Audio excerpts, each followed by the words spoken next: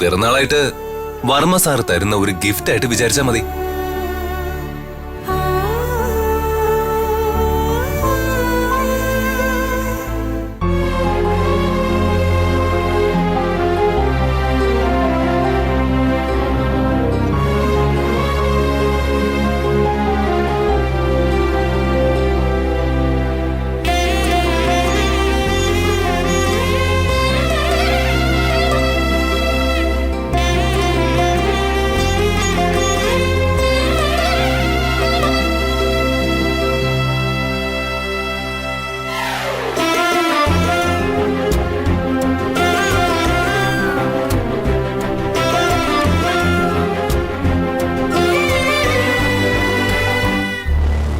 അതെ, സാരികൾ സ്റ്റാഫുകൾക്ക് വിതരണം ചെയ്യാനുള്ള സമയമായി. എല്ലാവരും പുറത്തേക്ക് വന്നാ നമുക്ക് ചടങ്ങ് നടത്താം. വാ, എല്ലാരും വാ. വാ മോളെ.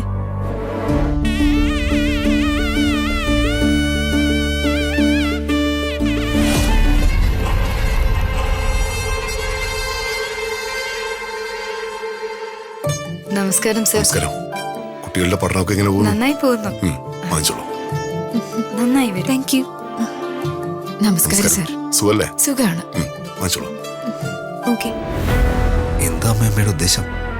അമ്മയുടെ മനസ്സിലെ പ്ലാൻ എന്താണെന്ന് പറയേ.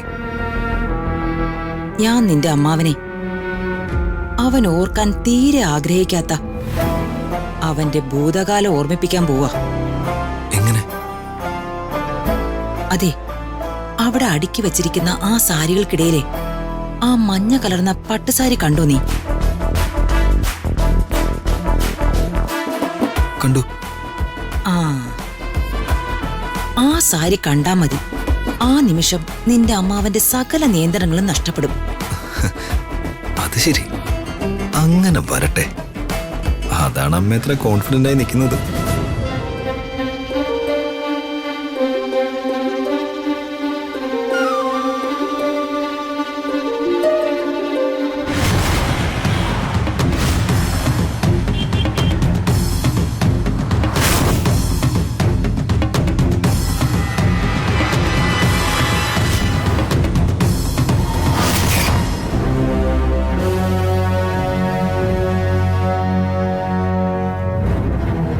എല്ലാ വർഷവും പിറന്നാൾ ദിനത്തില് എനിക്ക് പിങ്ക് കവറില് ഗ്രീറ്റിംഗ് കാർഡ് തരുന്ന ആള് ഈ പിറന്നാളിനും വരുമായിരിക്കോ?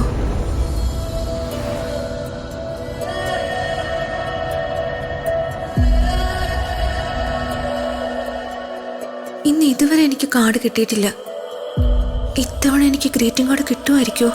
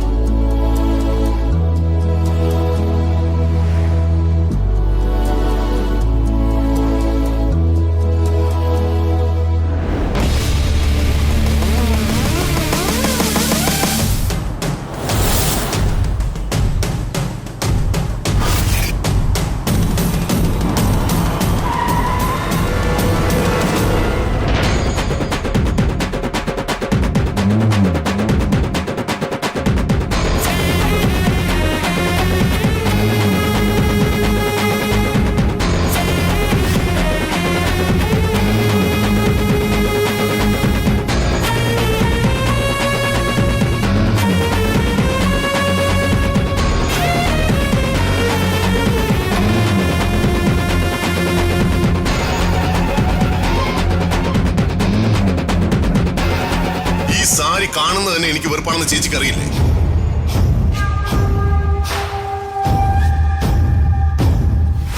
അവളുടെ സാരി ഉടുത്ത് എന്റെ മുന്നിൽ നിൽക്കാൻ നിനക്ക് എങ്ങനെയാ ധൈര്യം വന്നത്? ഇവള് വളർന്നത്ര വലുതായില്ലേ? എന്ത് ചെയ്യണം എന്ത് ചെയ്യണ്ടെന്ന് ഇവൾക്കറിയില്ലേ?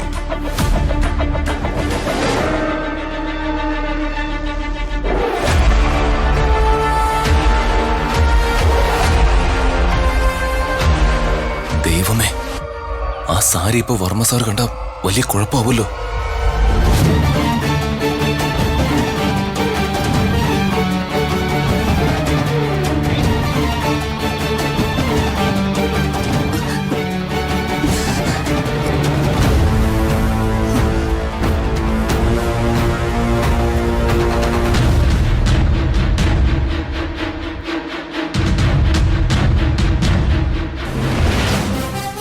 നമസ്കാരം. നമസ്കാരം. നമുക്ക് സ്കോളർഷിപ്പ് കിട്ടുന്നുണ്ടല്ലോ. കിട്ടുന്നുണ്ട് സർ. വാങ്ങിച്ചോളൂ.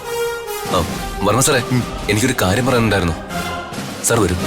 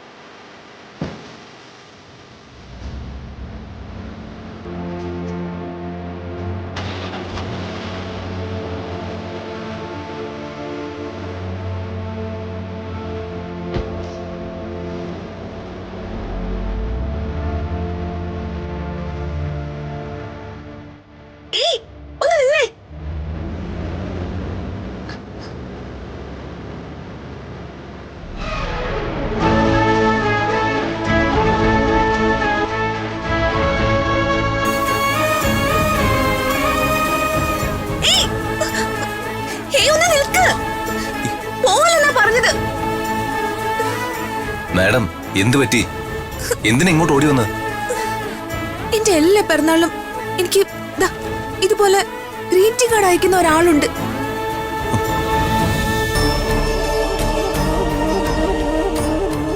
അതാരാണെന്ന് എനിക്കറിയില്ല. ചില പിറന്നാളുകൾക്കൊക്കെ എനിക്ക് വീടിന്റെ സിറ്റ് ഔട്ടിൽ നിന്നും ഈ ഗ്രീറ്റിംഗ് കാർഡ് കിട്ടിയിട്ടുണ്ട്. ഇത്തവണയും ഞാൻ അവരെ പ്രതീക്ഷിച്ചു. സാരി വാങ്ങാൻ വന്ന സ്ത്രീകൾക്കിടയിൽ അവരുണ്ടായിരുന്നു. പക്ഷേ അച്ഛൻ ആ സാരി കാണുമെന്നുള്ള ടെൻഷനിലായിരുന്നു ഞാൻ.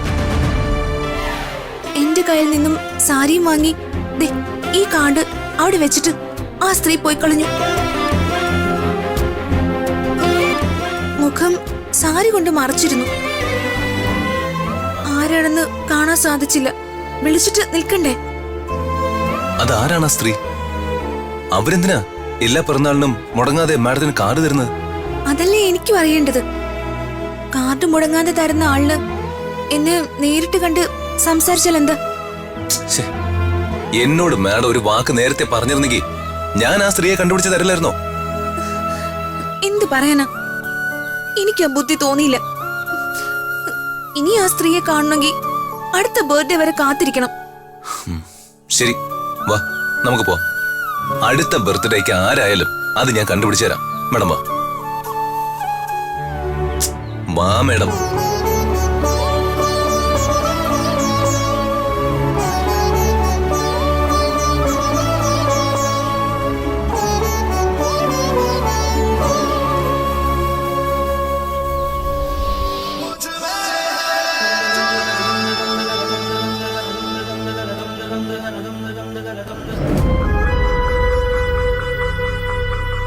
അമ്മേ, നമ്മുടെ ഈ ചെറിയ അടവുകൾ കൊണ്ടൊന്നും പ്രയോജനം ഉണ്ടാവുമെന്ന് എനിക്ക് തോന്നുന്നില്ല. അമ്മാവന് നിശ്ചയം വേണ്ടെന്ന് വെക്കുന്നുള്ള എന്റെ പ്രതീക്ഷ എനിക്ക് നഷ്ടപ്പെട്ടുകൊണ്ടിരിക്കുക. ഒരു നീക്കം പിഴച്ചു പോയെന്ന് വെച്ച് നീ വെറുതെ നിരാശനാവണ്ട. എനിക്ക് തോന്നിയ മറ്റൊരു ബുദ്ധി അത് അങ്കത്തട്ടിൽ ഞാൻ ഇറക്കിയിട്ടുണ്ട്. ആ അസ്ത്രം പ്രതാപന്റെ നെഞ്ചി തന്നെ കൊള്ളും. നീ കണ്ടോ? ഇത്തവണ കുറിക്കേറ് കൃത്യമായിരിക്കും. അല്ല, ഇതുവരെ അശ്വിനെ കണ്ടില്ലല്ലോ. ആള് ലേറ്റ് ആവില്ലല്ലോ. ഏയ്, ടൈമിങ്ങിന്റെ കാര്യത്തിൽ അശ്വിൻ ആള് മിസ്റ്റർ പെർഫെക്റ്റാ. ഉടനെ തന്നെ കക്ഷി എയർപോർട്ടിൽ ലാൻഡ് ആവും. ഒന്ന് ഫ്രഷപ്പ് ആയതിനു ശേഷം നേരെ ഇവിടെ എത്തും. ഗുഡ്. അവിടെയാ. ഏയ്, നിങ്ങളിങ്ങ് വന്നേ. വരൂ. ആ സാർ നമസ്കാരം സാർ. നമസ്കാരം. ശ്രീകളെ, തനിക്കൊരു പരിചയമില്ലല്ലോ. ഇല്ലടോ. ഇതാണ് നമ്മുടെ രാജുവിന്റെ ഫാമിലി. ആ, ഇത് വേണു, രാജുവിന്റെ അച്ഛൻ. നമസ്കാരം സാർ. നമസ്കാരം. ഇത് രാധമ്മ, രാജുവിന്റെ അമ്മ. ഇവരൊക്കെ രാജുവിന്റെ സഹോദരിമാരാ. രാജുവിന്റെ ഇളയ സഹോദരി ശ്രീലക്ഷ്മി ഹൃദയയുടെ ഒപ്പം പഠിച്ചേ. ആഹാ. പഠനത്തിന്റെ കാര്യത്തിൽ സാക്ഷാൽ സരസ്വതി ദേവിയുടെ അനുഗ്രഹമുള്ള കുട്ടിയാ. കോളേജ് ടോപ്പറാ. ഓ ഓ. ആ, ശേഖരാ. വരുന്നേട്ടാ. പറഞ്ഞേ, ഒരു കോൾ ചെയ്യാൻ. ആ, ശരി. ആ, ചേട്ടാ, ദാ. എന്റെ കുടുംബത്തിന്റെ ക്ഷേമവും ഐശ്വര്യവും മാത്രം ആഗ്രഹിക്കുന്നത് സ്നേഹനിധികളായ എന്റെ രാജുവിന്റെ കുടുംബത്തിന് എന്റെ ചെറിയൊരു സ്നേഹോപഹാരം ദാ വാങ്ങിച്ചോളൂ. എന്റെ രാജുവിന്റെ അച്ഛൻ എന്ന് വെച്ചാൽ എന്റെ മനസ്സിൽ താങ്കളുടെ സ്ഥാനം വളരെ ഉയരത്തിലാ.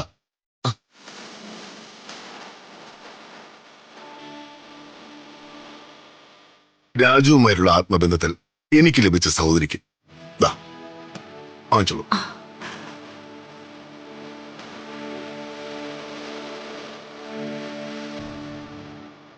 പഠനത്തിന്റെ വിഷയത്തിൽ എന്റെ മകൾ അല്പം പിന്നോക്കം വാങ്ങി എന്റെ മനസ്സിനെ വിഷമിപ്പിച്ചപ്പോ കോളേജ് ടോപ്പറായി എന്റെ അഭിമാനം ഉയർത്തിയ ശ്രീലക്ഷ്മി കുട്ടിക്ക് അപ്പോ സമ്മാനങ്ങളും തരാൻ എനിക്ക് കഴിഞ്ഞില്ല. ദാ, ഇത് വാങ്ങിച്ചോളൂ. വാങ്ങിക്കുമോളെ. God bless you. പ്രിയ, ദാ. ആ, മോളെ ദാ. ഐഷു പഠിക്കാൻ പിടിക്കല്ലേ? മോളെ അങ്കിൾ പഠിപ്പിച്ച് വലിയ ആളാ കേട്ടോ. വലുതാവുമ്പോ എന്താവാനാ മോൾക്ക് ആഗ്രഹം? എനിക്ക് വിമാനം ഓടിക്കുന്ന പൈലറ്റ് ആവണം. മിടുക്കി. അങ്കിൾ ആ കവറിൽ ഒരുപാട് ചോക്ലേറ്റ് വെച്ചിട്ടുണ്ട് കേട്ടോ. ആർക്കും കൊടുക്കണ്ട, എല്ലാം ഐഷു മോൾക്കുള്ളതാ. Thanks uncle. എങ്കിൽ നിങ്ങൾ അങ്ങോട്ടിരിക്കെ.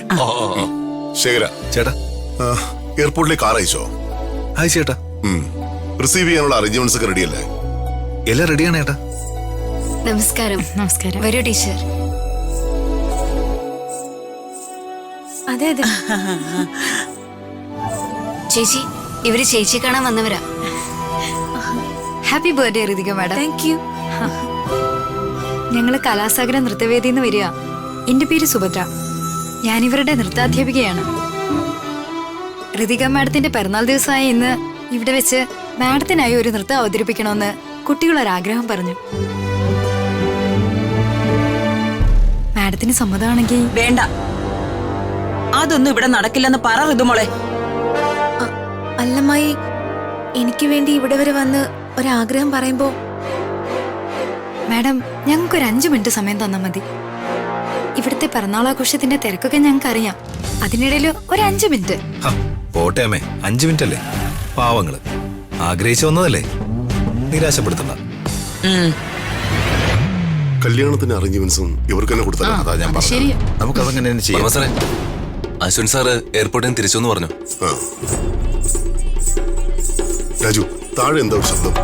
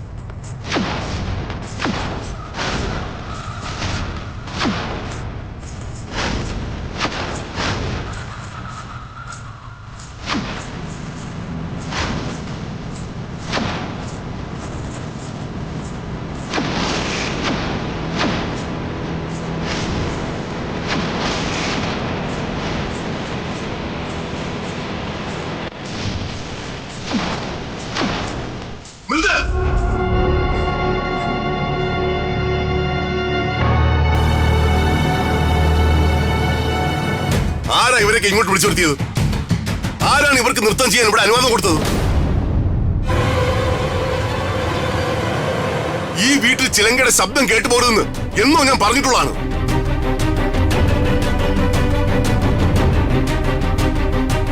മുഖത്ത് ചായം പൂശി വേഷം കെട്ടി ആടുന്ന ഈ അസഹ്യമായ കൂത്ത് എനിക്കിഷ്ടമില്ല എന്നുള്ള കാര്യം നിങ്ങൾക്കറിയില്ലേ?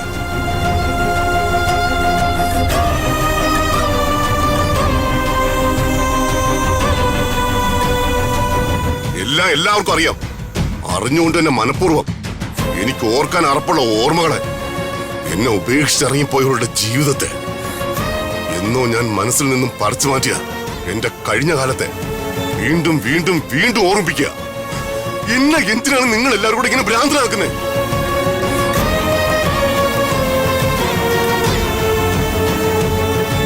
മതി, നിർത്താം നമുക്കിതെല്ലാം. ആഘോഷങ്ങളും ഇല്ല, ചടങ്ങുകളും ഇല്ല, ഒന്നുമില്ല. അയ്യോ സർ,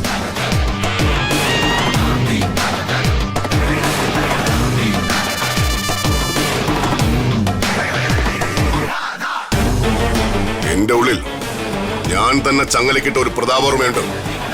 ആ പ്രതാപവർമ്മയുടെ മുഖം ആരും കാണാൻ വാശി പിടിക്കരുത്. എല്ലാവർക്കും മടങ്ങി പോവാം. സർ, സർ, അച്ഛാ, വർമ്മ സർ, സർ. അച്ഛാ.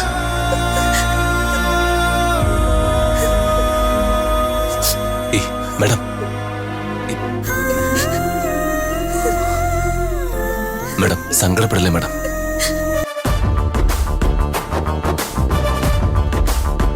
എടാ ദീപകേ, നിനക്കെന്തെങ്കിലും മനസ്സിലായോ? എന്താ അമ്മേ? ആ ഡാൻസ് ടീച്ചറെ വിളിച്ചു വരുത്തിയത് വേറെ ആരുമല്ല, ഞാനാ. ഡാൻസ് ചെയ്ത കുട്ടികളും നമ്മുടെ ആളുകളാ. നിന്റെ അമ്മാവന്റെ ഭാര്യ ഒരു കലാകാരിയായിരുന്നു, വലിയ നർത്തകി. ചിലങ്കയുടെ ശബ്ദം ഒന്ന് കേൾപ്പിച്ചാ മതി, നിന്റെ അമ്മാവന്റെ BP കൂടും. ചുറ്റുപാടും മറന്ന് മതം പിടിച്ച ആനയെ പോലെ സർവ്വതും തകർത്ത് തരിപ്പണമാക്കും. ഇനിയിവിടെ ബർത്ത്ഡേ ആഘോഷവും നടക്കില്ല, എൻഗേജ്മെന്റും നടക്കില്ല. എങ്ങനെയുണ്ട്? തകർത്തമ്മേ, അമ്മ വേറെ ലെവല.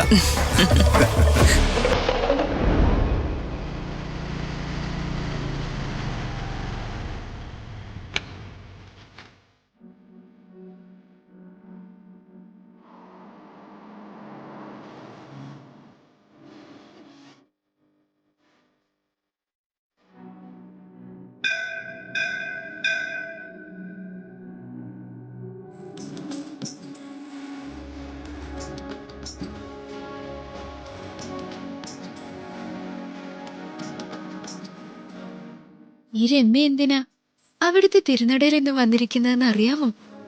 പതിവ് പോലെ പരിഭവങ്ങളും പരാതികളും പറയാനാണെന്നാവും അവിടുത്തെ വിചാരം, അല്ലേ?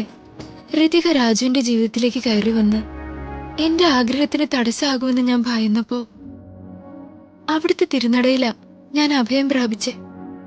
എന്റെ പ്രാർത്ഥന അവിടുന്ന് കേട്ടു. ഇന്ന് ഋതികയുടെ വിവാഹ നിശ്ചയ. എല്ലാ ഐശ്വര്യത്തോടും കൂടി മംഗളായിട്ട് ആ ചടങ്ങ് നടക്കണം.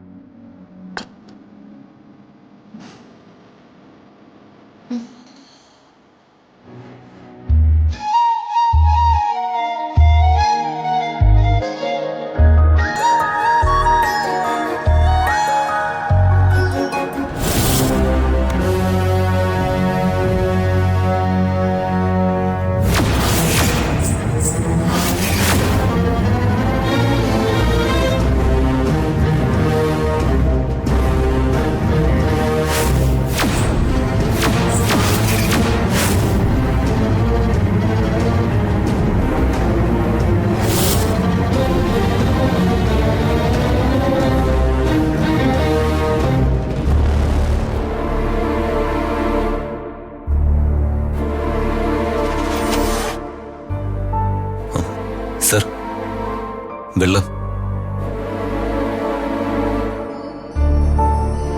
എന്റെ തൊണ്ടയിൽ നിന്ന് ഇറങ്ങാതെ നിലനിൽക്കുന്ന വിഷം എത്ര വെള്ളം കുടിച്ചാലും മാറില്ല രാജു. സർ, എന്തിനാ സാർ ഇങ്ങനെ ടെൻഷനാവുന്ന? മനസ്സ് ഒന്ന് ശാന്തമാക്ക് സർ. വർമ്മ സാറിന്റെ മാനസിക വിഷമം എനിക്ക് മനസ്സിലാവും. പക്ഷേ എന്റെ മനസ്സിനേറ്റ മുറിവിന്റെ വേദന നീ ചിന്തിക്കുന്നതിലും ഒരുപാട് വലുതാ രാജു.